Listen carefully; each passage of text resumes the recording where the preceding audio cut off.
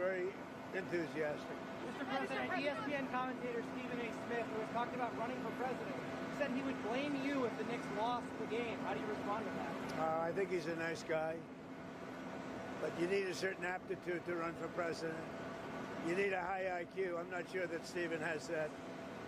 I don't think he does, actually.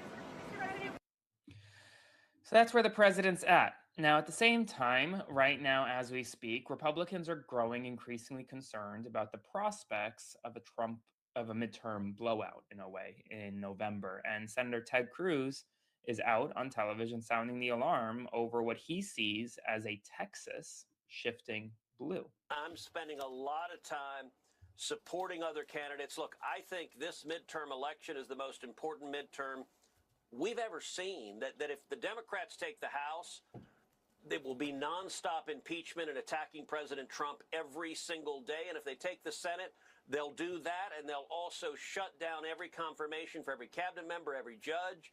Their view is total warfare. And if you want Graham Plattner setting the agenda for the United States Senate, it's real simple. You sit on the sidelines. You don't contribute money. You don't show up to vote. I don't believe conservatives and just regular people are going to do that. So that's where the Republican mindset is at today. Now it comes as diplomats will be signing a memorandum of understanding this week. Secretary of State Marco Rubio and UFC CEO Dana White have reached an agreement to use cage fights for diplomacy. That, according to the State Department. It's a memorandum of understanding, which has been announced ahead of Donald Trump's fight on the White House South Lawn, scheduled for his 80th birthday, which is on Sunday.